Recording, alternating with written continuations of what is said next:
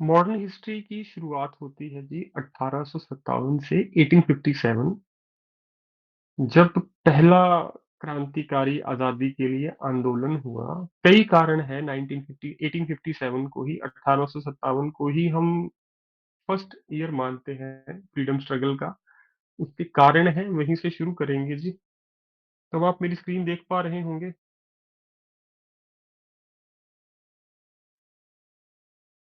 तो आइए शुरू करते हैं जी।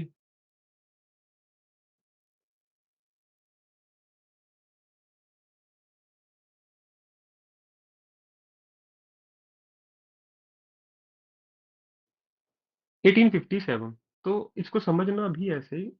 हुआ क्या, भारत में एक कंपनी राज कर रही थी, ईस्ट इंडिया कंपनी राज ही कर रही थी वो। तो भारतीयों को पता नहीं था हम गुलाम हैं। ये कहानी ऐसे ही शुरू होती है जी हमारी आजादी की। 1857 में, गुड इवनिंग सर। 1857 में, गुड इवनिंग जी।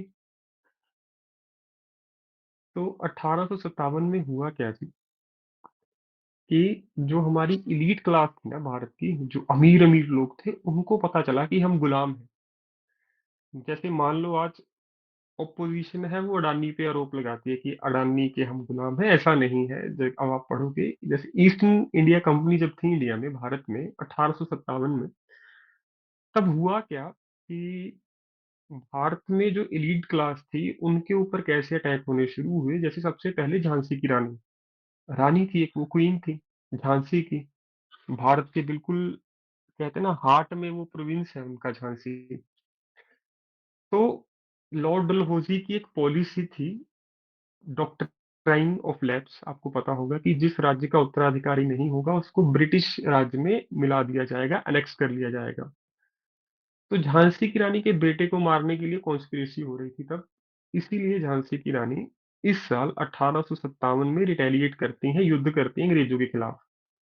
दूसरा कारण था जी मंगल पांडे।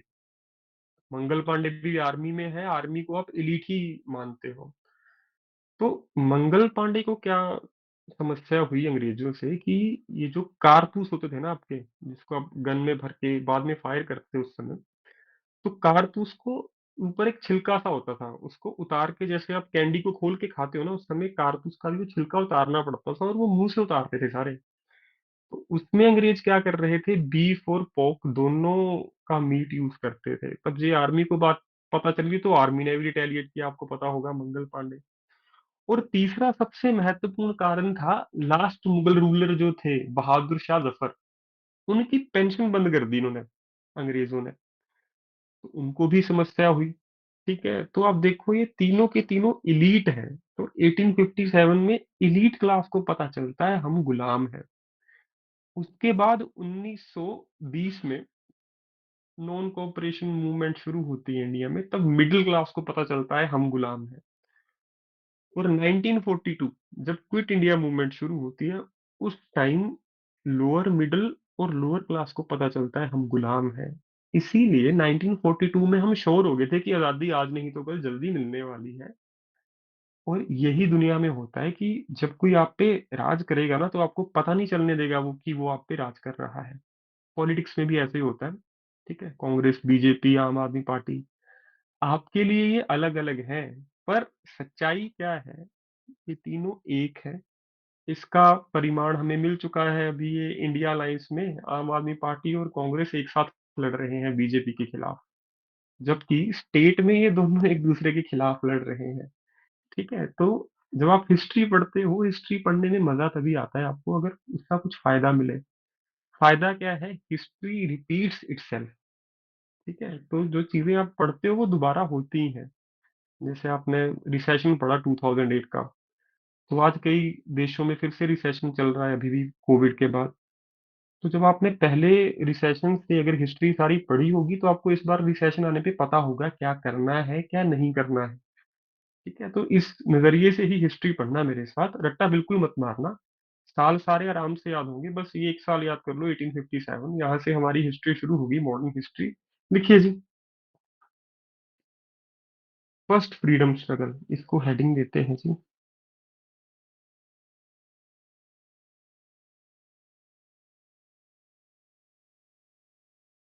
सबसे पहले इंडिया में उस टाइम अंग्रेजों की तरफ से कौन सारा काम संभाल रहा है जी? गवर्नर। ठीक है, इनका नाम है लॉर्ड कैनिंग। इनका नाम भी रट्टा मत मारना, याद हो जाएगा आपको। ठीक है, थोड़ी देर में याद करवा दूंगा आपको। तो इसके तीन रीजन है रिवोल्ट के।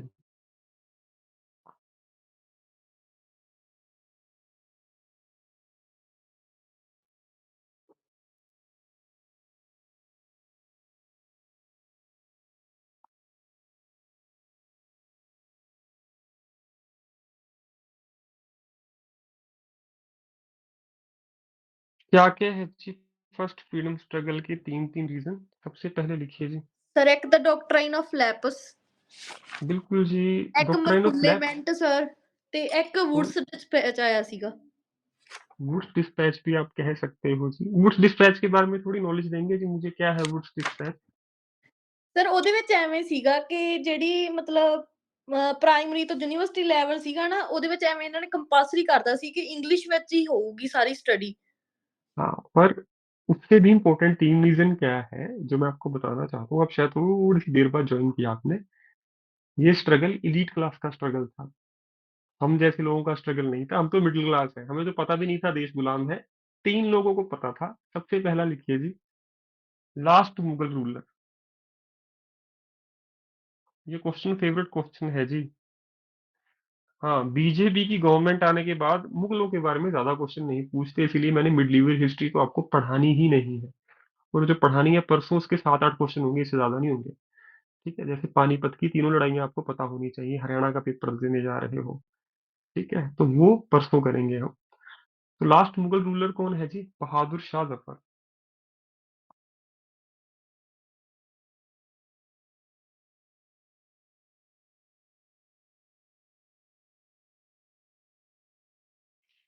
रीजन क्या था?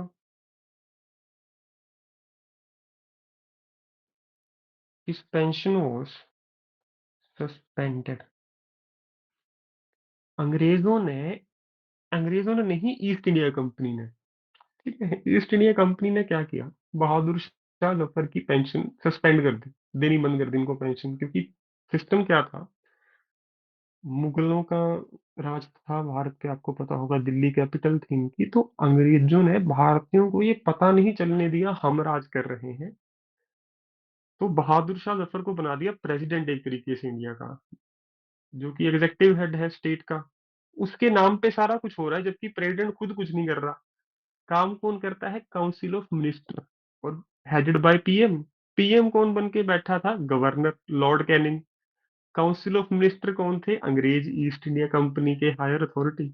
तो ये क्या करते थे, हमें मूर्ख बनाने के लिए भारतीयों को, कि हमें एक झांसा दे दिया कि आप पे मुगल ही राज कर रहे हैं, हम नहीं कर रहे। तो बहादुर शाह जफर को पेंशन दे के ये क्या करते थे, उससे काम करवा रहे थे। तो 1857 में सबसे पहली गलती क्या की ईस्ट इंडिया कंपनी ने?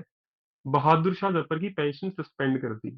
उससे अपर क्लास को, इलीट क्लास को क्या मैसेज मिला डायरेक्टली, कि अब अंग्रेज खुद राज करना चाहते हैं इंडिया पे। ईस्ट इंडिया कंपनी का जो मुखौटा पहन रखा है, इसको हटाने वाले हैं ये। तो फर्स्ट रीजन पता चल गया, लास्ट मुगल रूलर, इसका नाम इंपॉर्टेंट है, इसकी पेंशन सस्पेंड की गई थी, इसीलिए बहादुर शाह जफर रिवोल्ट करते हैं। दूसरा रीजन है जी,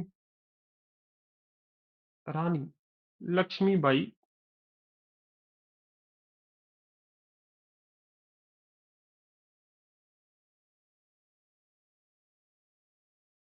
जो आपने बताया बिल्कुल, डॉक्ट्राइन ऑफ लैप्स।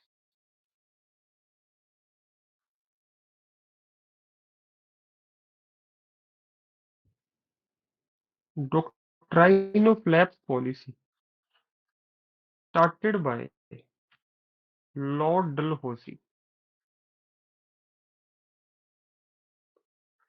इंडिया में ट्रेन लॉर्ड डलहौजी लेकर आए। पोस्ट, इंडिया पोस्ट जो आज चल रही है, इसके फादर भी लॉर्ड डलहौजी हैं। इंडिया में टेलीग्राफ लॉर्ड डलहौजी लेकर आए। ठीक है, तो Lord Dalhousie was father of many good things as well, पर हाँ, इन्होंने अपने फायदे के लिए ये किया, हमारे फायदे के लिए नहीं किया। तो डॉक्ट्राइन ऑफ लैप्स पॉलिसी क्या थी लैप्स की? जिस राज्य का उत्तराधिकारी नहीं होगा उसको अंग्रेज अपने राज्य में मिला लेंगे। तो झांसी की रानी का जो बेटा था उसको मारने के लिए अंग्रेज कॉन्स्पिरेसी कर रहे थे बार बार और फेलियर हो रहे थे। तब रानी लक्ष्मीबाई ने रिवोल्ट किया था, युद्ध लड़ा था अंग्रेजों से। तो दूसरा रीजन क्या है? रानी लक्ष्मीबाई। थर्ड रीजन लिखिए जी इसका। बताइए क्या था? मैंने आपको लिखो बताया भी था बातों बातों में। मंगल पांडे। सर मंगल पांडे आर्मी ਦੇ ਜਿਹੜੇ ਸਰ ਕਾਰਤੂਸ ਸੀਗੇ। बिल्कुल जी, लिखिए जी मंगल पांडे।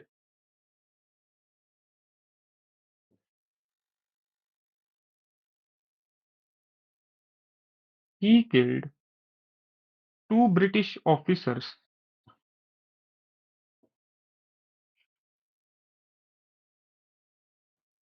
नाम लिखो, ह्यूजसन एंड बॉग।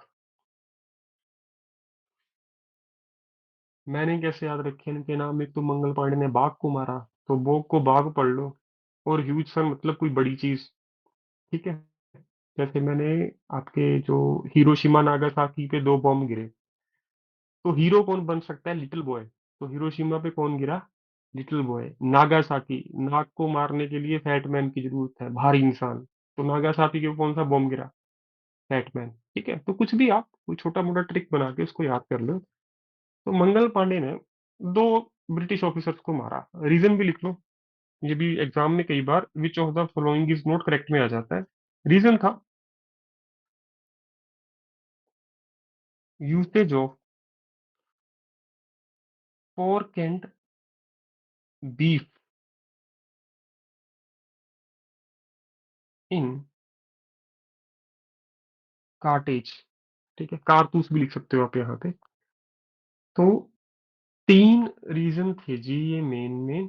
ठीक है, वुड्स डिस्पैच, ऐसे बहुत सारे रीजन है छोटे छोटे, मैं आपको वो नहीं कराऊंगा। ऐसे एक तब मूवमेंट भी चली थी, दिल्ली चलो। ठीक है, ये आपसे नहीं पूछेगा पर आपको लिखवा रहा हूँ। Two important movements.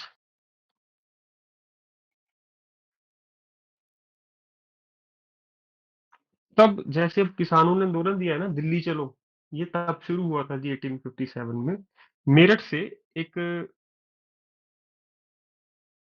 आंदोलन शुरू हुआ जी, दिल्ली चलो एंड मारो फिरंगियों को।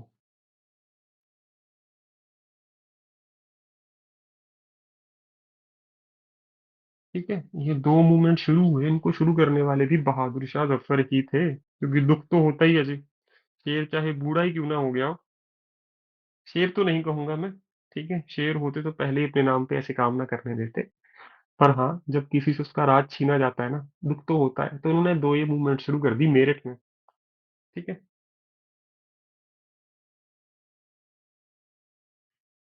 तो ये तीन इंपॉर्टेंट रीजन है जी हमारे अपने, किसके जी? बताइए। First, freedom struggle. ठीक है, आगे आइए जी।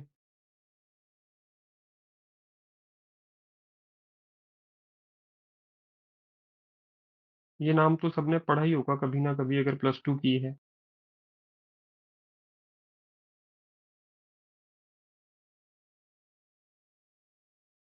Karl Marx called it the first war of independence. किसने कहा था ये फर्स्ट इंडिपेंडेंस की वॉर है? उस इंसान का नाम है कार्ल मार्क्स।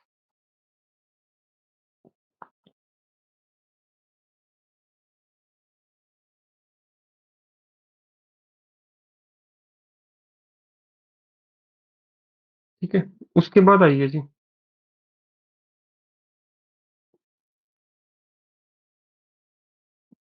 तो मान लो हम ब्रिटिश पार्लियामेंट है, हम इंडिया पे राज कर रहे हैं, मानना है ठीक है, थोड़ी देर के लिए इसको समझने के लिए इसका इम्पैक्ट क्या होगा। तो हम ब्रिटिश पार्लियामेंट है, ईस्ट इंडिया कंपनी इंडिया में राज कर रही है, हमने मतलब उनको रखा है काम करने के लिए, इंडिया संभालो कोई चिंता नहीं है, हम अपना काम कर रहे हैं। पार्लियामेंट ने ब्रिटिश ने और कंट्री में भी राज करना है। तो ईस्ट इंडिया कंपनी ने तीन गलतियां कर दी ये वाली। एक तो इसकी पेंशन स्टॉप कर दी, क्या जरूरत थी? अब तुम्हारा सही से काम चल ही रहा है तो क्यों आप डायरेक्टली लोगों को बता रहे हो कि हम आपके राज कर रहे हैं। दूसरा, रानी लक्ष्मीबाई। पूरी इंटरनेशनल मीडिया में अगर किसी का नाम चल रहा था 1857 में, वो था Rani Laxmibai. This is called woman empowerment. कि अंग्रेज भारत को कैसे रिप्रेजेंट करते थे कि भारत में लेडीज को ज्यादा अच्छे से रहने नहीं देते, औरतों को। जब रानी लक्ष्मीबाई की जो वॉर है उसका न्यूज पहुंचा विदेशों में, तब उनको पता चला कि India is really a good country.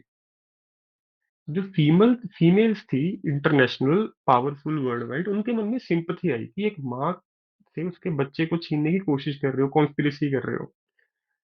अच्छी हमारी इमेज बनी पूरे वर्ल्ड में कि इंडिया में औरतें भी राज करती हैं, ऐसा नहीं है इंडिया में सती प्रथा ही है केवल। तीसरा, मंगल पांडे। तो अंग्रेजों की बेइज्जती हो रही थी, तो उन्होंने, अगर मेरी बेइज्जती हो रही है, मैंने किसी को रखा है काम पे, तो हम क्या करेंगे, उसको काम से हटाएंगे। ब्रिटिश पार्लियामेंट ने 1858 में क्या करा, सारी पावर ईस्ट इंडिया कंपनी से अपने हाथ में डायरेक्टली ले ली। इसको कहते हैं ट्रांसफर ऑफ पावर। ठीक है, तो ट्रांसफर ऑफ पावर कब हुआ, आप बताओ मुझे।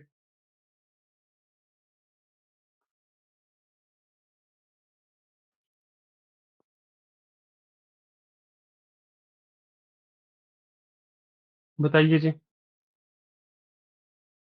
अगर आपको 1857 याद है तो याद ही हो गया ट्रांसफर ऑफ पावर, इससे एक साल बाद।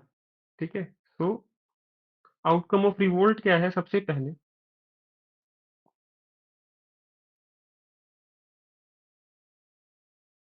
रॉयल दरबार होता है जी इलाहाबाद में, इन 1857। That ended British East India company, BEIC। ठीक है, ब्रिटिश ईस्ट इंडिया कंपनी। लिख दूं बाद में नोट्स में, शायद किसी को समझ ना आए। Card, Magna carta of people. Constitution का मैग्ना कार्टा किसको कहते हो बताओ। Sir fundamental rights. राइट्स। बिल्कुल जी, फंडामेंटल राइट्स। नहीं पता था तो पता चल गया आपको आज। ठीक है, तो रॉयल दरबार होता है इलाहाबाद में। क्या करते हैं, ये सारी पावर ब्रिटिश ईस्ट इंडिया से डायरेक्टली ब्रिटिश पार्लियामेंट के हाथ में चली जाती है सारी पावर। ठीक है, और क्या करते हैं, दूसरा important outcome,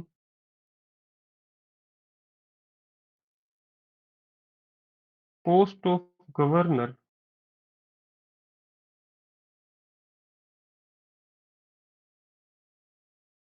change to viceroy. तो इंडिया का लास्ट गवर्नर और फर्स्ट वाइस रॉय कौन था ब्रिटिश ईस्ट इंडिया कंपनी के समय, उसको first sir vice lord roy Canning. कहते हैं, लॉर्ड कैनिंग। और जो काम ये कर सकता है, कैन होगा उसके नाम में, तो कैन से कैनिंग याद रख लो, कि कैनिंग ही ये काम कर सकता है। ठीक है, कि पावर को ट्रांसफर करना आसान काम नहीं है। किसी कंपनी को आप निकलो, आपका काम हो गया, जो 200-300 साल से राज कर रही हो, और एकदम से आप पार्लियामेंट के हाथ में, one should be able to do this, तो कैन मतलब कर सकना। ठीक है, तो उनका नाम है लॉर्ड कैनिंग। वैसे पूछ ले, इंडिया का फर्स्ट गवर्नर कौन था बताइए, जिसने सती प्रथा अबॉलिश की थी, कौन है। Raja Ram Mohan Roy. No no no no, he William was Bentinck. Mountbatten. Lord William Bentinck ji. Notebook के टॉप पे लिख लो, first governor of British era, Lord William Bentinck. लिख लो इसको, कोई चिंता नहीं। उसने जो सती प्रथा अबॉलिश की थी, ये भी क्वेश्चन पूछ सकता है, हु अबॉलिश्ड सती प्रथा, लॉर्ड विलियम बेंटिक। और एक और लिख लो, first governor general of Bengal, क्योंकि उन्होंने सबसे पहले बंगाल कैप्चर किया जी इंडिया में। ठीक है, क्योंकि इंडिया की कैपिटल इन्होंने क्या बनाई थी, कैलकटा। सर तो वारिन हुसैन सीगा। Lord Clive ma'am, Robert Clive. उसकी भी बड़ी इंटरेस्टिंग स्टोरी, अब नहीं सुनाऊंगा आपको। वो KGF मूवी उसी पे बनी है, मुझे ऐसा लगता है। ठीक है, अगर आप हिस्ट्री पढ़ोगे आपको लगेगा ये तो वही बंदा है। क्योंकि क्लाइव क्या था, क्लर्क था। अगले दिन वॉर होनी है फ्रांस के साथ, इंग्लैंड की। ब्रिटिश की, कि जो जीतता वो इंडिया पे राज करता, उसको आप कहते हो बैटल ऑफ वोंडीबॉश। ठीक है। तो battle of Wandiwash final decisive battle थी, उसमें जो जीतता वही इंडिया पे राज करता, चाहे फ्रांस जीतता चाहे इंग्लैंड जीतता। तो रॉबर्ट क्लाइव क्लर्क था। वॉर से एक दिन पहले, मान लो इस कमरे में 200-300 ऑफिसर बैठे हैं हायर रैंक के, कि कल फ्रांस को कैसे हराएं।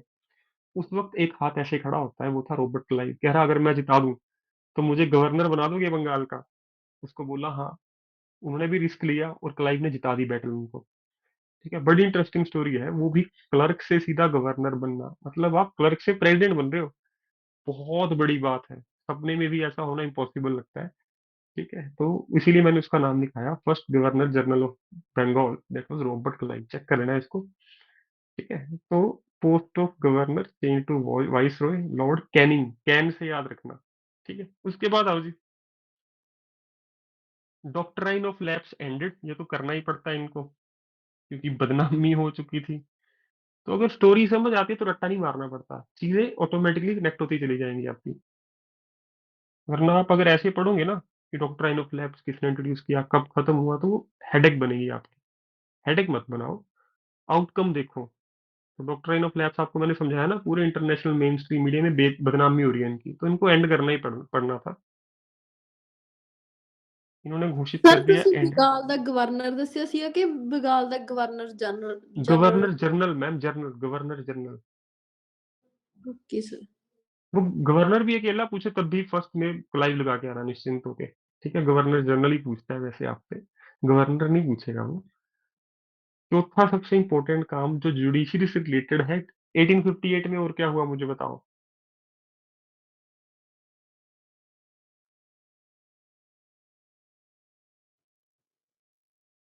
को लिख लो 4-5 स्टार लगा के। Indian Penal Code, IPC. IPC को बदल दिया ना, क्या नाम है अब इसका, भारतीय, न्याय संहिता। बताओ। सर भारतीय भारतीय न्याय न्याय संहिता, सेकंड संहिता। सेकंड संहिता। ठीक है। तो ये भी 1858 में ही इंट्रोड्यूस हुआ था, आईपीसी। ठीक है, मेजर सब्जेक्ट है। आगे आइए जी। तो अब तक मैंने आपको एक ही इवेंट लिखाया, 1857 और 1858। 1857 असर्शन, 1858 रीजन, उसके इम्पैक्ट क्या हुए बाद में। ठीक है। तो 3 मेन रीजन आपको पता चले, झांसी की रानी, मंगल पांडे, बहादुर शाह जफर। ठीक है। और कार्ल मार्क्स ने ही कहा था ये फर्स्ट फ्रीडम स्ट्रगल है। तो उसके बाद आउटकम क्या होंगे। इलाहाबाद में रॉयल दरबार लगेगा, पावर सारी ईस्ट इंडिया कंपनी से ब्रिटिश क्राउन को ट्रांसफर हो जाएगी। डॉक्ट्राइन ऑफ लैप्स की वजह से ये सारा इश्यू शुरू हुआ झांसी की रानी, इसलिए मैंने आपको पहला पॉइंट लिखवाया, बहादुर शाह जफर लिखवाया, माफ कीजिए। तो डॉक्ट्राइन ऑफ लैप्स जिनको अबॉलिश करनी पड़ी, इंटरनेशनल प्रेशर बहुत था इंग्लैंड पे। वाइस रॉय की पोस्ट नहीं आ गई, पहले होता था गवर्नर इंडिया में। ठीक है, तो last governor and first vice Roy of India is Lord Canning. अगर ओनली पूछे who was first governor of British era, that was Lord William Bentinck, जिसने सती प्रथा अबॉलिश की थी। और उसके बाद थर्ड आईपीसी, जो आपकी जुडिशरी से ही रिलेटेड है, इंडियन पीनल कोड, 1858 में इंट्रोड्यूस होता है जी। ठीक है। उसके बाद आइए जी। उसके बाद सबसे इंपॉर्टेंट साल आता है जब कांग्रेस पैदा होती है जी, इंडियन नेशनल कांग्रेस।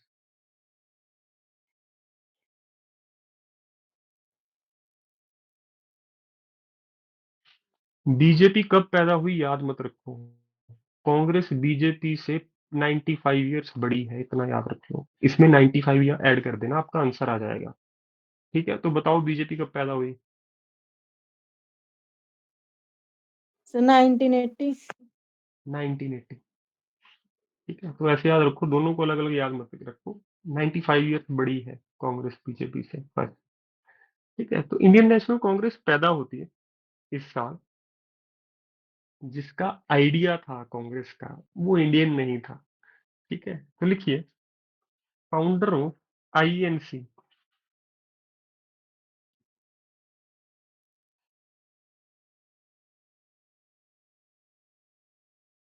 ए ओ ह्यूम। एओ ह्यूम क्या है जी? फाउंडर है इंडियन नेशनल कांग्रेस के। एक अंग्रेज ने ही ये पार्टी फाउंड की थी। उससे भी इम्पोर्टेंट क्या है, आगे लिखिए जी। First meeting. Politics is all about money. India की फाइनेंशियल कैपिटल कहाँ पे है बताओ? वहीं पे इसकी फर्स्ट मीटिंग हुई थी, सर बॉम्बे। बॉम्बे। तो इनकी फर्स्ट मीटिंग भी बॉम्बे में होती है, रट्टा मत मारना। पैसे का खेल है पॉलिटिक्स। तो पैसा कहाँ पे? इंडिया का सारा ऑलमोस्ट बॉम्बे में। ठीक है, फाइनेंशियल कैपिटल कहते हो आप उसको इंडिया की। तो फर्स्ट मीटिंग इनकी भी बॉम्बे में होगी।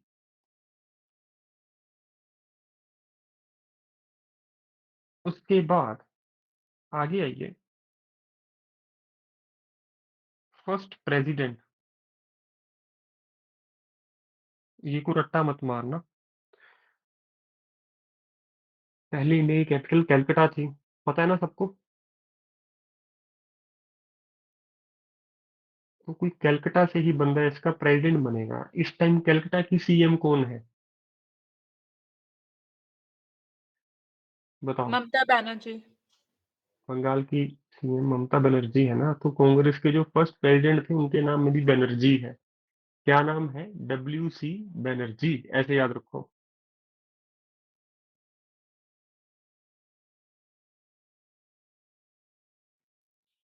तो एओ ह्यूम का आइडिया, ये नाम आपको शायद याद करना पड़े, इसके अलावा कुछ याद नहीं करना है इसमें। इंडिया की उस टाइम कैपिटल है कैलकटा।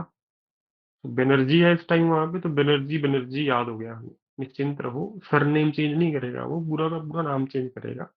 इसके जगह पर दादा भाई नरोजी भी होगा ऑप्शन में, अगर ये क्वेश्चन आया। ठीक है। फर्स्ट मीटिंग इंडिया की फाइनेंशियल कैपिटल में होती है, बॉम्बे। और इंडिया का गवर्नर कौन है इस टाइम? इसको भी रट्टा मत मारना, ये डफर है। तो डफर ही ऐसा काम करेगा कि आप जहां पे राज कर रहे हो उनको पॉलिटिकल पार्टी बना के दे रहे हो। तो इसका नाम है लॉर्ड डफरिन। कांग्रेस एक डफर गवर्नर की तरफ से आई थी, ऐसे याद रख लो।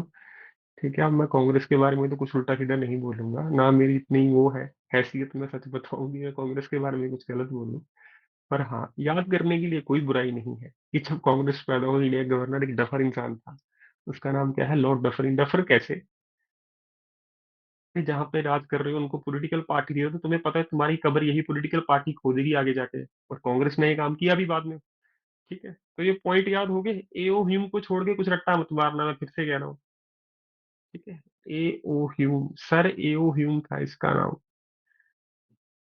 और फाउंडर भी यही है, आ ए यू। ठीक है, मूवी में है ना एक। तो ठीक है, राहुल गांधी जी से सब क्वेश्चन याद हो जाएंगे आपको ये। ठीक। लॉर्ड डफरिन भी, बनर्जी आपको कैलकाटा बंगाल से याद हो जाएंगे, फाइनेंशियल कैपिटल से बॉम्बे याद हो जाएगी, और एओ ह्यूम।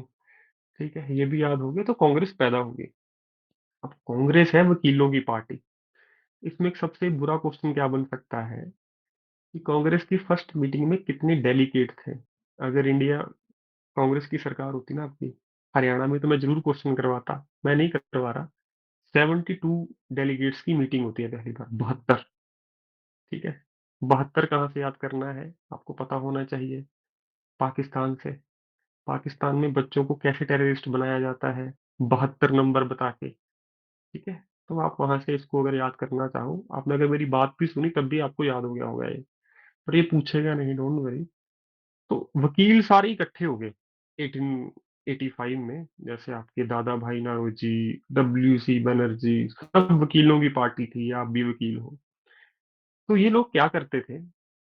हर काम पे एप्लीकेशन लिख के अंग्रेजों को दे देनी कि हमें ये चाहिए, हमें ये चाहिए। और अंग्रेजों ने कभी भी उस एप्लीकेशन पे कोई काम नहीं किया। तो कांग्रेस की कोई ज्यादा रिस्पेक्ट नहीं थी 20 साल। पर 1885 के 20 साल बाद कुछ ऐसा होता है जिससे कांग्रेस की भी थोड़ी वैल्यू बढ़ती है। और भारत में मुस्लिम लीग का जन्म होता है। वो साल है जी, कितना हो जाएगा 20 साल जोड़ के बताओ? 1905। 1905। लिखो जी, पार्टीशन ऑफ बंगाल।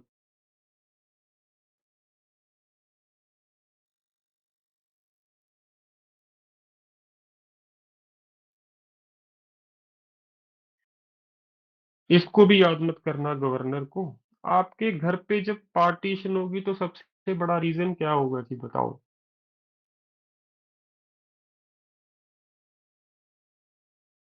आपके कजन्स। कजन्स की वजह से होती है पार्टीशन, जब बड़े होते हैं सबकी शादी होती है। तो पार्टीशन ऑफ बंगाल का रीजन भी कौन था? Lord Curzon. Curzon sir. नाम। तो कर्जन से कर्जन, आर हटा देना, नाम आ जाएगा आपके सामने। तो पार्टीशन ऑफ बंगाल के टाइम पे गवर्नर कौन था, ये भी आपकी हेडेक नहीं है। कैनिंग, जो ट्रांसफर करवा सकता है पावर को। डफर, जो कांग्रेस को पैदा करवाएगा। पार्टीशन, कजन करवाएंगे घर पे आपके, तो लॉर्ड कर्जन। तो मैंने कभी इनके नाम याद नहीं रखे, ऐसे ही याद है, जब पहली बार पढ़ा था और आज तक ऐसे ही याद है। तो आप कुछ भी अपने खुद से ट्रिक भी बना सकते हो। ठीक है। तो पार्टीशन बंगाल होती है 1905 में। इसके अगेंस्ट अब इंडियंस को भी कुछ करना पड़ेगा, तो इंडियन में स्वदेशी मूवमेंट लॉन्च होती है। और ये क्वेश्चन कई बार पूछा गया है कि स्वदेशी मूवमेंट किस ईयर में लॉन्च हुई? 1905। Against which of the following reason? Partition of Bengal. तो लिखिए, Swadeshi movement was induced against partition of Bengal. Baba Ramdev का स्वदेशी आइडिया यहीं से आया है जी। बाबा रामदेव ने पक्का हिस्ट्री पढ़ी है।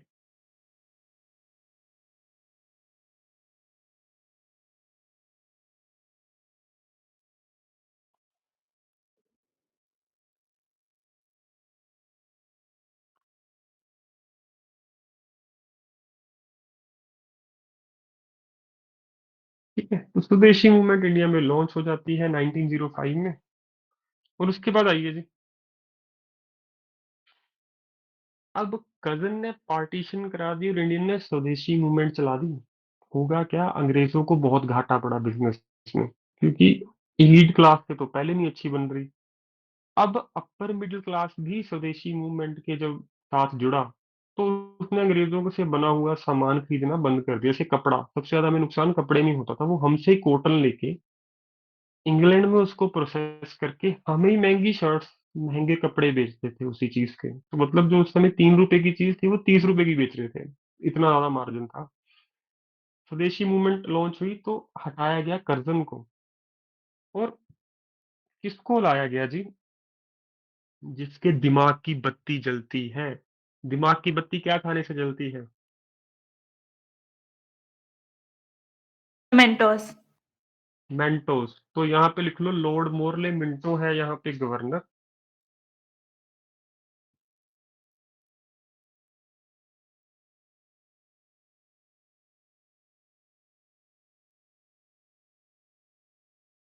वाइस रॉय है, मैं गवर्नर गवर्नर लिख रहा हूँ ताकि ज्यादा कंफ्यूजन ना हो आपके मन में। ठीक है, इतनी के पेपर में कंफ्यूजन नहीं आएगी।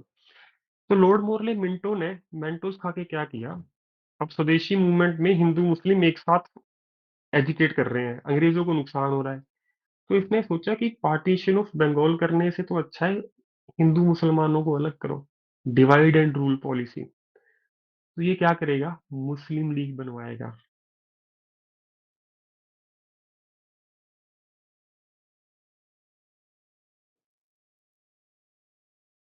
मुस्लिम लीग टुक बर्थ। ठीक है। मुस्लिम लीग के फाउंडर कौन है जी? ये पूछा गया क्वेश्चन है। लिख लीजिए, आगा खान एंड सलीमुल्लाह खान।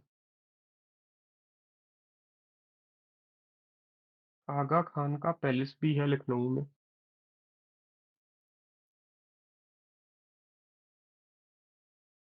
एंड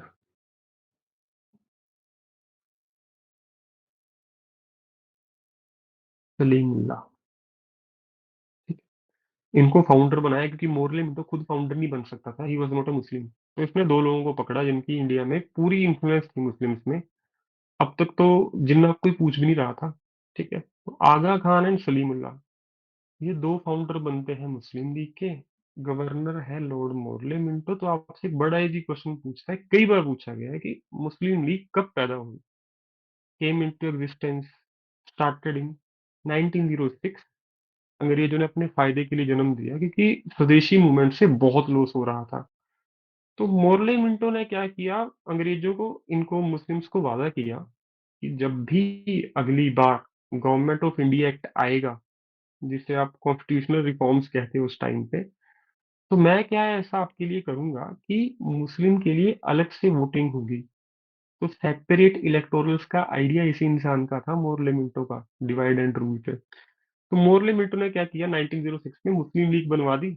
उससे हुआ क्या, अंग्रेजों को बहुत फायदा हुआ कि हिंदू मुस्लिम अलग अलग हो गए, स्वदेशी मूवमेंट ठंडे बस्ते में।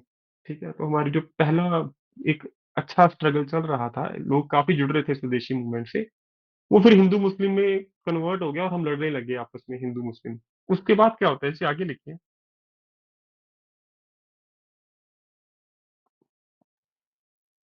अब 1906 में जब मुस्लिम लीग बन जाती है, तो अब कांग्रेस में वकील तो बेचारे शांत थे, अब भी एप्लीकेशन लिख के दे रहे हैं कि मुस्लिम लीग नहीं बननी चाहिए थी, देश का नुकसान होगा, लोग आपस में लड़ेंगे।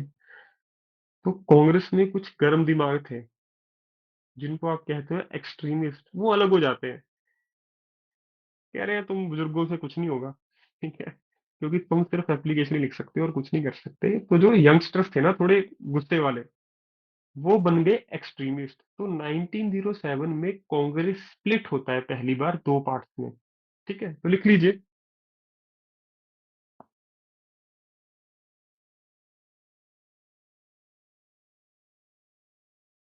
Into two parts. कौन कौन से है जी, मॉडरेट्स, बुजुर्ग लोग एंड एक्सट्रीमिस्ट। दो पार्ट्स में कांग्रेस बट जाती है, और इसको आप बोलते हो जी सूरत सेशन। पूछता है किस सेशन में कांग्रेस दो पार्ट्स में बदल गई थी। सूरत session headed by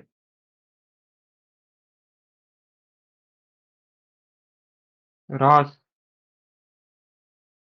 Bihari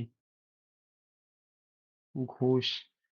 Bihari नाम पहले ही पढ़ा है कहाँ पे, कैलीग्राफर ऑफ इंडियन कॉन्स्टिट्यूशन, क्या नाम है उनका, प्रेम प्रेम बिहारी बिहारी। नारायण, नारायण राय ज्यादा।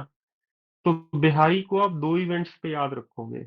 एक तो जब इन्होंने लिखी कॉन्स्टिट्यूशन, वो प्रेम बिहारी नारायण रायजादा, वहां पे चार आपके वर्ड्स है, इनके नाम में तीन वर्ड्स है, रास बिहारी घोष। रास बिहारी घोष के हेडेड जो सेशन था इनके द्वारा, उसी में कांग्रेस दो पार्ट्स में बदल जाती है। और ये सब कनेक्टेड है, अगर आप हिस्ट्री पढ़ो, ऐसे नहीं है कुछ भी हो रहा है।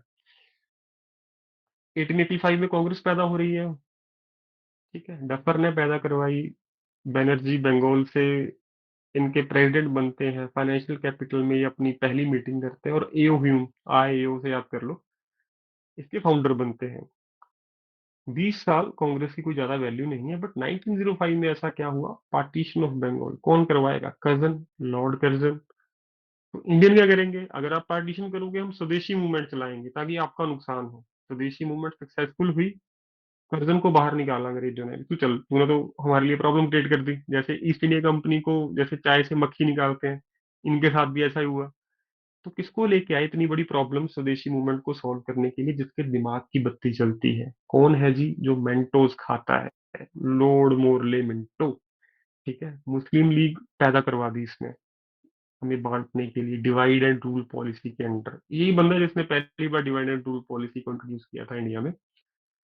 मुस्लिम लीग पैदा हुई तो अब कांग्रेस में लड़ाई शुरू हो गई कि यार हम तो पार्ट इनको लिख लिख के पेटिशंस देते रह गए, और इन्होंने दो हिस्से, भारत को ही दो टुकड़ों में बांट दिया। तो कांग्रेस कह रही है हम भी दो हिस्सों में बढ़ जाएंगे, एक नरम दल एक गरम दल। ठीक है, एक बुजुर्ग एक यंगस्टर, उसको कहते हैं split of Congress into two part. ठीक है, उसके बाद आइए जी सबसे इंपॉर्टेंट, इसमें मॉडरेट्स और एक्सट्रीमिस्ट में तीन नाम इंपॉर्टेंट है, लाल, सर लाला लाजपत राय, बाल, बाल पाल। गंगाधर तिलक। तो तीन फादर है एक्सट्रीमिस्ट के। पहले है लाला लाजपत राय, जिनको आप पंजाब केसरी कहते हो, पंजाब जुडिशरी में ये क्वेश्चन पूछा गया था एज इट इज।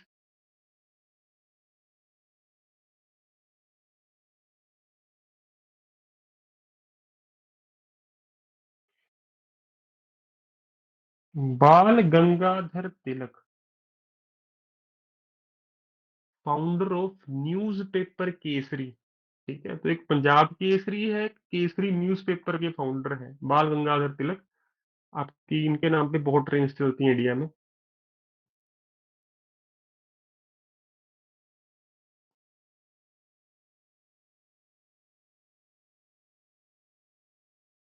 अब ये मैगजीन होगी या न्यूज़पेपर होगा कोई चिंता नहीं, केसरी दो जगह यूज हुआ है वर्ड, पंजाब पंजाब केसरी पूछ चुका है। अगर केसरी के बारे में पूछे, इसके चीफ एडिटर या फाउंडर कौन थे, दैट इज बाल गंगाधर। पाल से कौन है, बिपिन चंद्र पॉल।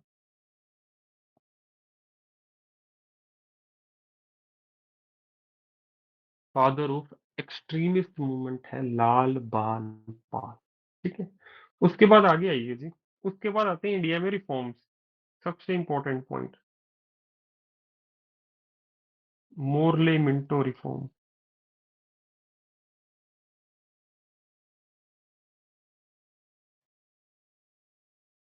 सबसे बड़ी आउटकम क्या है, मतलब कि ये गवर्नमेंट ऑफ इंडिया एक्ट है उस टाइम का, सेपरेट इलेक्टोरल फॉर मुस्लिम।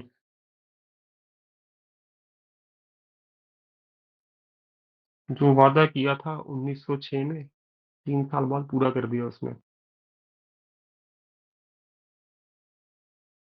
ठीक है, और ये सबसे ज्यादा पूछा गया क्वेश्चन है, 1909 के रिफॉर्म्स को किस नाम से जानते हैं, मोरले मिंटो रिफॉर्म्स। और इसका सबसे बड़ा आउटकम भी बहुत बार पूछा गया है कि सेपरेट इलेक्टोरल फॉर मुस्लिम, या तो पूछेगा किस साल आया, 1909।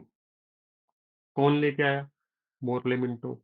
मोरले मिंटो रिफॉर्म का सबसे बड़ा, इन 3 क्वेश्चन को ही 6-7 तरीके से पूछ लेता है। तो ये एक साल इंपॉर्टेंट हो गया आपका, मोरले मिंटो रिफॉर्म नाम इंपॉर्टेंट हो गया, इसका आउटकम इंपॉर्टेंट हो गया, बस।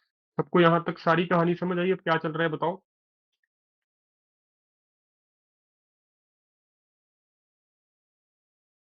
ठीक है, तो जब सेपरेट इलेक्टोरल फॉर मुस्लिम आ गया ना, समस्या क्या हुई, पूरे भारत में एजिटेशन शुरू हो गई। और बंगाल में तो खास तौर पर उस टाइम बहुत बुरा हाल था। बंगाल में आपको पता होगा कि हिंदू मुस्लिम पॉपुलेशन आपस में बड़ी लड़ती थी उस टाइम। नहीं भी पता, आज भी यही हाल है। आज भी बंगाल में अभी न्यूज में चल रहा है ना, आपको पता होगा वो फीमेल्स का वो कुछ चल रहा है। मैंने आज तक देखा था, परसों तब यही न्यूज चल रही थी। कोई कौन सा खान है वहां पे, कोई एमएलए है आपके ममता बनर्जी की पार्टी के, उनके ऊपर रेप चार्जेस लगे हैं। ठीक है, तो और वो तड़ी पार है, इस टाइम दिख नहीं रहे, कहीं पे भी गायब है वो।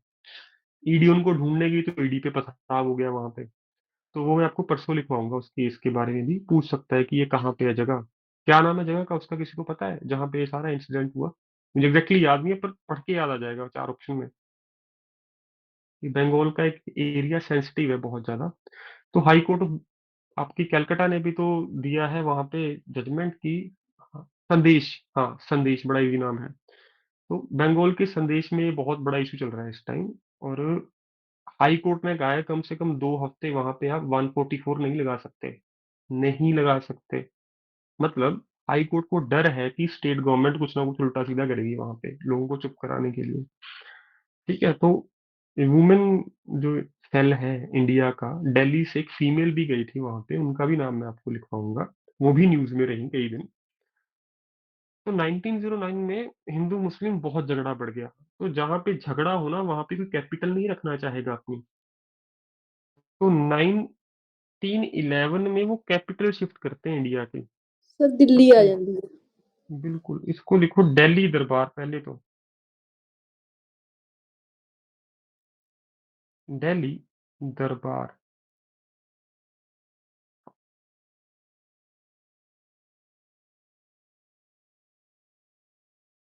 किंग जॉर्ज पंचम कहते हैं हम। जॉर्ज पंचम की नाक एक चैप्टर भी है हिंदी में, बड़ा अच्छा लगता है मुझे, शायद आपने भी पढ़ा हो अपने स्कूल में। तो किंग जॉर्ज 5 आया था, पंचम कहते हैं 5 को हिंदी में। ठीक है, किंग जॉर्ज पंचम का king George 5 and queen Mary, ये 2 लोग आते हैं। क्या देके जाते हैं जी, capital of India, visited India.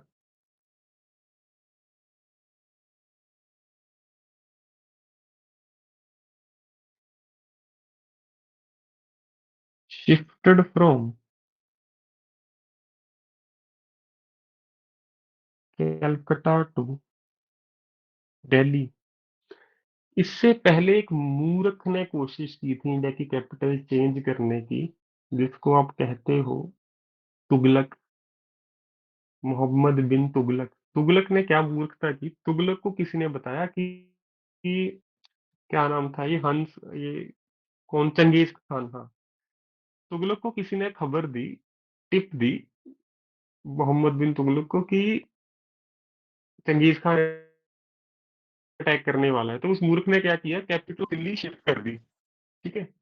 उसने सोचा कि मैं उसको मूर्ख बना दूंगा, जंगेज खान को, कि जब वो दिल्ली पे अटैक करेगा उसको तो पता चलेगा कि दिल्ली में तो कोई है ही नहीं। ठीक है। बाद में उसको पता चलता है कि दिल्ली पे अटैक नहीं हुआ, तो फिर से अपनी पूरी कैपिटल वापस दिल्ली में शिफ्ट करता है। तो ऐसा पहले हुआ है हिस्ट्री में, तो हिस्ट्री पढ़ी होगी इन्होंने अभी सारी, तो पहले भी कैपिटल चेंज हुई है इंडिया की। दिल्ली से कहाँ हुई है किसी को पता है? उस जगह का क्या नाम है जहाँ पे मोहम्मद बिन तुगलक कैपिटल चेंज करेगा? मुझे एग्जैक्टली उसका नाम याद नहीं आ रहा, वो भी ऑप्शन में देके याद आ जाएगा, उसका भी हिंट है, तो वो मैं आपको लिखवाऊंगा अभी। तो दूसरी बार होता है 1911 में। और कैपिटल शिफ्ट करना एक बहुत ही हार्ड डिसीजन है। आज मोदी जी कह रहे हैं ना अगर उठ के कि कल से अहमदाबाद इंडिया कैपिटल है, सरकार नहीं आएगी उनकी। It is really hard decision. तो इस टाइम इंडिया का जो गवर्नर है उसके नाम में हार्ड है। नाम लिखो गवर्नर का, लॉर्ड हार्डिंग। तो ये क्वेश्चन पूछता है, who was governor of India when capital of India shifted from Calcutta to Delhi? That is Lord Hardinge. लिख लो।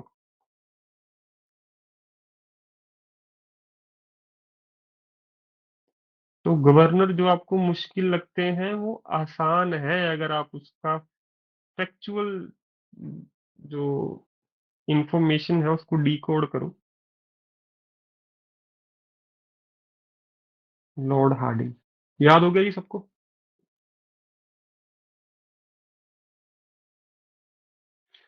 ठीक है। तो गवर्नर है इस टाइम पे इंडिया के लॉर्ड हार्डिंग। उसके बाद आइए जी 1911 के बाद, अब जब कैलकाटा कैपिटल थी इंडिया की, उनको पॉलिटिकल पार्टी मिली इंडियन नेशनल कांग्रेस। ठीक है। अब पंजाब के पास आ गई दिल्ली। आपको पता होगा जब हरियाणा पंजाब ही था, तो पंजाब वाले कहेंगे हमको भी पॉलिटिकल पार्टी चाहिए। 2 साल बाद पंजाबी अपनी पॉलिटिकल पार्टी बनाते, उसका नाम बताओ। बहुत आसान है, लिखो। गदर पार्टी वॉज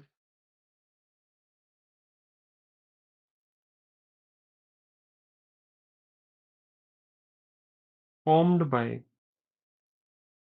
लाला हरदयाल।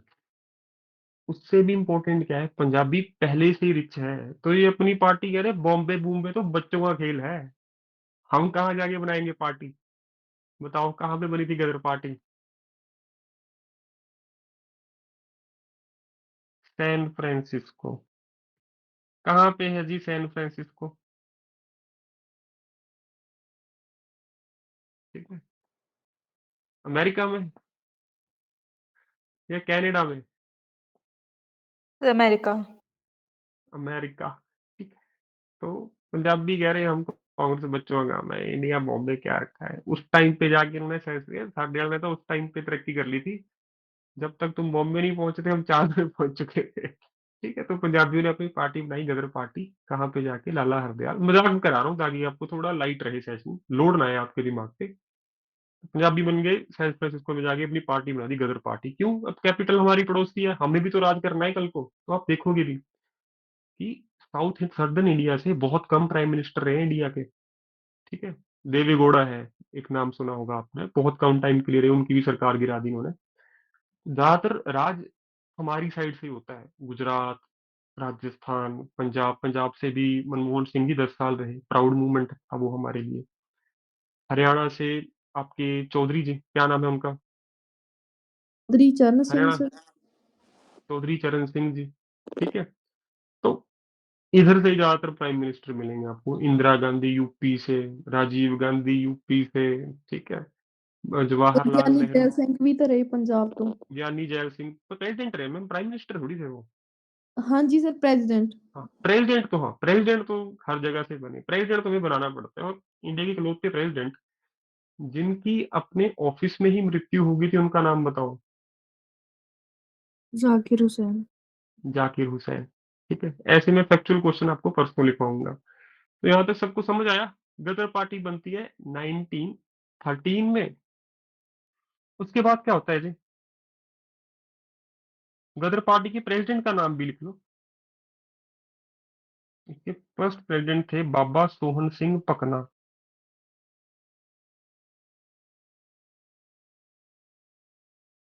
बड़ी रिस्पेक्ट है इनकी। इनकी अब जलियांवाले बाग जाओ ना, इनकी फोटो है। बड़े सिंपल लोग थे देखने में। ठीक है, पर हाँ बहुत बड़ी अचीवमेंट है पार्टी बनाना दूसरे देश में जाके वो।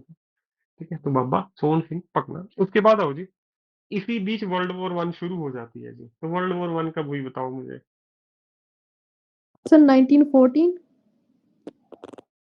2। 1918।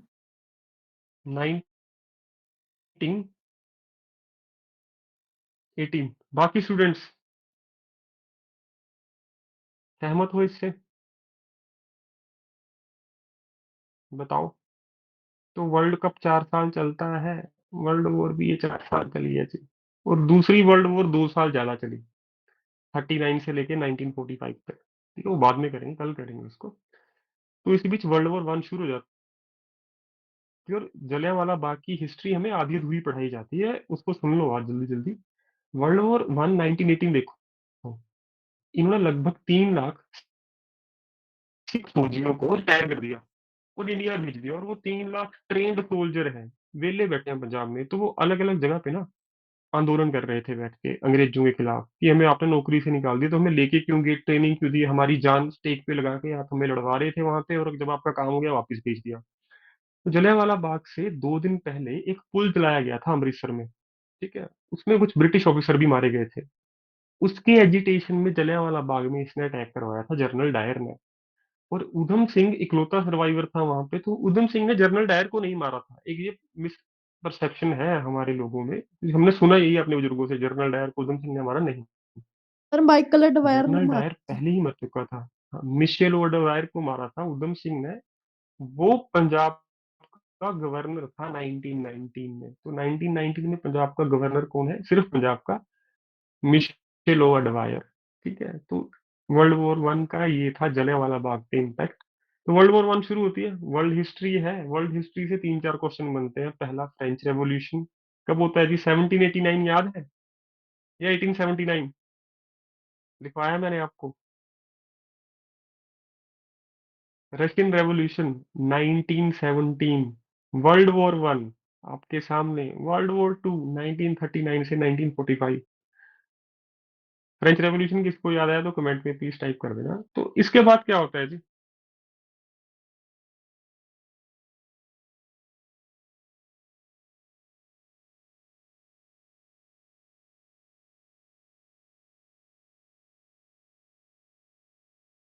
1915 में एक मूवमेंट शुरू होती है जी, होम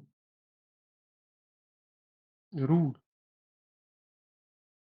मूवमेंट। इसको होम रूल लीग भी कहते हैं। Started by any Besant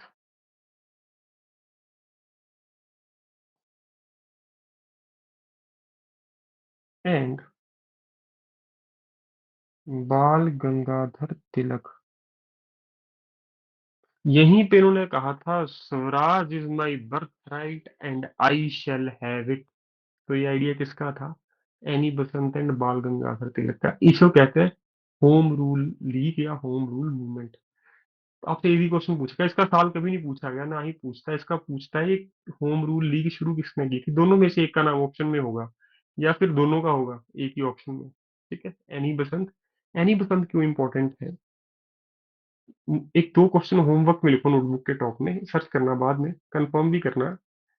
first British president of the Indian National Congress.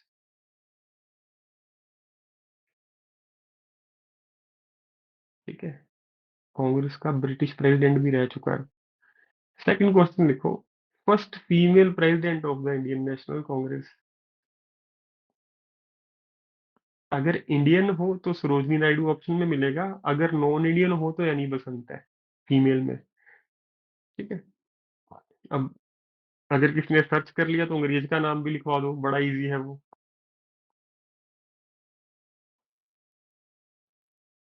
First British sir George सीगे। President of the Indian, George Woolley, Yule है शायद उसका नाम। ठीक है, यस सर। तो वो होमवर्क है आपका, उसको लिख लो, काम आ जाएगा वो।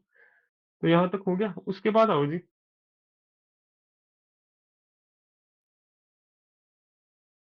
उसके बाद सबसे इंपॉर्टेंट ईयर आता है 1916, जिसको आप कहते हो लखनऊ पैक्ट। मान लो सुबह उठे, मैं आपको ये बार बार याद करवाता हूँ, कांग्रेस बीजेपी आम आदमी पार्टी एक हो गए, सुसाइड कर लेंगे आधे से ज्यादा लोग। क्योंकि जो पार्टी के नाम पे आपस में, गरीब लोगों का यही प्रॉब्लम है, middle class lower middle class का, कि हम सीरियस ले लेते हैं छोटी छोटी चीजों को।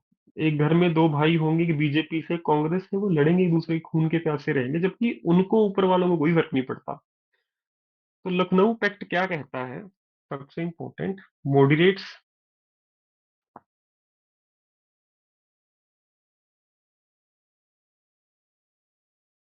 एक्सट्रीमिस्ट प्लस मुस्लिम लीग। League United. सपने में भी नहीं सोचा था इंडियंस ने ऐसा हो जाएगा, ये यूनाइट हो जाते हैं। ठीक है, और नेक्स्ट डे हर न्यूज़पेपर के फ्रंट में एक ही बात होती है। क्या होती है, सरोजनी नायडू एक स्टेटमेंट देती है, called Mohammad Ali Jinnah as ambassador of Hindu Muslim unity. Jinnah भी क्लर्क था, क्लर्क से कंट्री का सीधा क्या बन गया, गवर्नर। ठीक है, बहुत बड़ी बात है। हमारे लिए तो जिन्ना दुश्मन है, मानो चाहे ना मानो, I really don't respect him at all.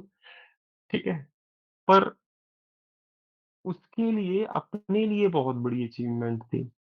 और इनको इंट्रोड्यूस ही कैसे किया गया, ये एम्बेसडर है हिंदू मुस्लिम यूनिटी के, जबकि बाद में सबसे बड़ा इशू इन्होंने क्रिएट किया, हिंदू मुस्लिम को अलग करवा के। India Pakistan Hindu Muslim base पे तो बना था वो। तो who called Mohammad Ali Jinnah ambassador of Hindu Muslim unity, Sarojini Naidu. कब, जब लखनऊ पैक्ट हुआ, तो लखनऊ में जाके ये सारे एक हो गए, यूपी की कैपिटल में। ठीक है, तो ये बहुत बड़ी मूवमेंट थी इंडियन हिस्ट्री में, और ऐसा होगा फिर से, आपके होश में होगा कि शायद, जैसे मैंने कभी नहीं सोचा था कांग्रेस और आम आदमी पार्टी कभी एक होंगे, क्योंकि दिल्ली में कांग्रेस को अगर किसी ने निकाला, दैट इज आम आदमी पार्टी। वरना शीला दीक्षित ने लगातार 2 टर्म, वहां पे 3 टर्म शायद राज किया था। पर बाद में अब एक होके लड़ रहे हैं ना, तो ये पहले हो चुका है हिस्ट्री में, कोई नई बात नहीं है। हो सकता है बीजेपी भी इनके साथ मिल जाए, पर ऐसा होना नहीं चाहिए। ऐसा एक ही कंडीशन में होगा, इंडिया पे अटैक होगा सब। We never want to see that day. ठीक है, कि इंडिया पे कोई भी अटैक करे। पर अगर होगा तो आपको उसका पता होगा ऐसा क्यों हुआ है, कि इंडिया पे बहुत बड़ी मुसीबत आने वाली है। तो अगर किसी दिन न्यूज में आ जाए ना तीनों एक हो गए, तो कुछ ना कुछ कर लेना जल्दी अपनी सेफ्टी के लिए, कुछ बड़ा होने वाला है, इसका एक ही मतलब होगा, और ऐसा होना नहीं चाहिए। ठीक है, उसके बाद आगे लिखिए जी।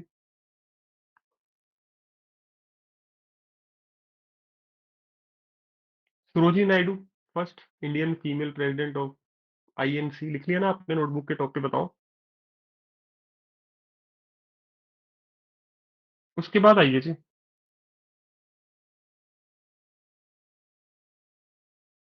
आखिरी पॉइंट आज का, 1909। इसी बीच आप शायद गांधी जी को मिस कर रहे होंगे, कि गांधी जी भी तो 1915 को वापस आ गए थे। वो कल लिखेंगे गांधी जी के बारे में, शुरुआत वहीं से करेंगे। 1919 में क्या आता है जी, मोन्टेग कैम्सफोर्ड रिफॉर्म। बहुत इंपॉर्टेंट ईयर है जी, बहुत कुछ हुआ इस साल। सर रॉलेट एक्ट भी आया सीगा। बिल्कुल जी, सारा लिखवाता हूँ। पहले सबसे पहले इम्पोर्टेंट क्या है जी? Montek Chelmsford reform. आउटकम क्या है जी? डायarchy was introduce.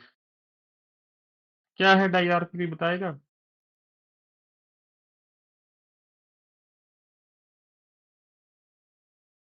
Dual government.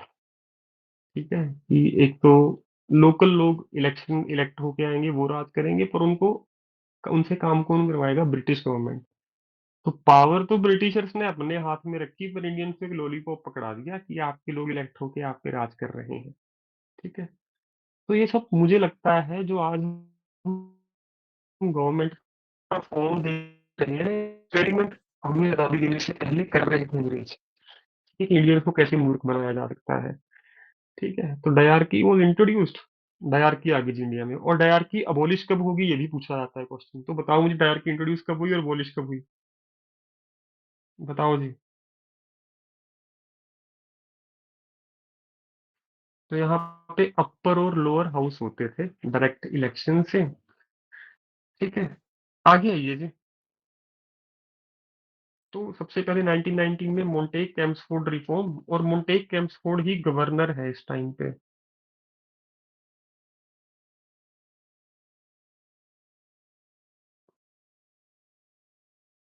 Ford से याद रखा है मैंने। इसके बाद 1919 में ही जो इन्होंने बताया था, रोल एक्ट आया जी इंडिया में, जिसको आप ब्लैक लॉ भी कहते हो, पता होगा आप सबको जी। क्या है जी रोल एक्ट? जल्दी बताओ, 2 मिनट में आपको फ्री कर दूंगा।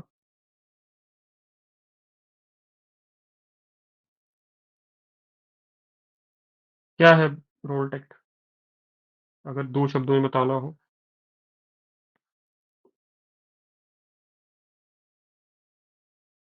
कोई बताना चाहेगा? Police can arrest anyone without warrant. Permitted activity ਲਈ ਪੁਲਿਸ ਕਿਸੇ ਨੂੰ ਵੀ ਅਰੈਸਟ ਕਰ ਸਕਦੀ ਸੀ। बिल्कुल जी।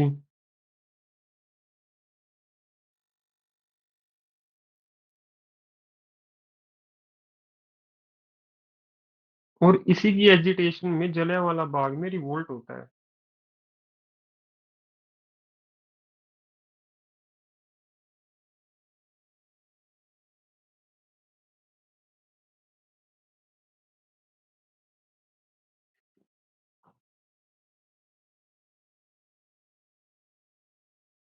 अरेस्ट ऑफ 2 इंडियंस को कैद किया जाता है, पंजाब के प्रोमिनेंट लीडर्स को। उस टाइम हरियाणा पंजाब था, तो हरियाणा के भी लीडर थे वो।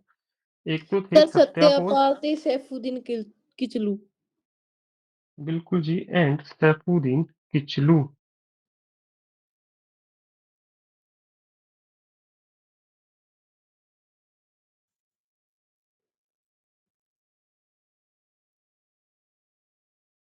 ठीक है, तो ये लोग वहां पे इसलिए इकट्ठे हुए थे, इन दोनों को जो ब्लैक लॉ के अंडर अरेस्ट हुई थे, सैफुद्दीन किचलू और सत्यापॉल की।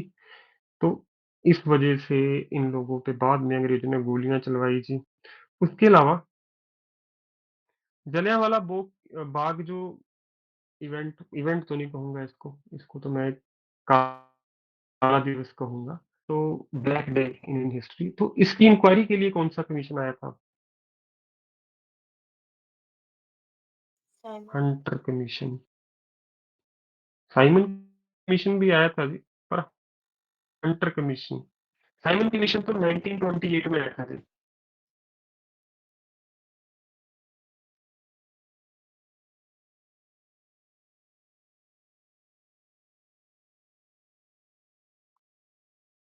जलियांवाला बाग इंक्वायरी। ठीक है, Udham Singh was the only survivor of जल आफ्टर जलियांवाला बाग। आज तक यहीं तक करते हैं, हमने लगभग आधी मॉडर्न हिस्ट्री खत्म भी कर ली बातों बातों में। इंपॉर्टेंट चीज है, तो इसको रिवीजन देनी है देना, वरना कल मैं 10 मिनट में फिर से जल्दी जल्दी रिवाइज करूंगा। ठीक है, टेंशन मत लेना इसकी, पढ़ना मत कल तक इसको, कल दोबारा रिवाइज खुद ही करवा दूंगा। ठीक है, तो ये है हमारा आज का लेक्चर। उम्मीद करता हूँ आपको इवेंट बाय इवेंट सब समझ आया कि कैसे चीजें कनेक्ट हुई। ठीक है, और कल मैं दोबारा एक खुद से रिवाइज करवाऊंगा। कल 8 बजे क्लास होगी, 8:30 खत्म कर देंगे, कल 7 से 8:30 माफ कीजिए। ठीक है, आज के लिए इतना ही। कोई क्वेश्चन हो तो पूछ सकते हो हिस्ट्री से जुड़ा हुआ। बहुत-बहुत धन्यवाद सबका जी। Thank you. अभिनंदन जी बहुत-बहुत।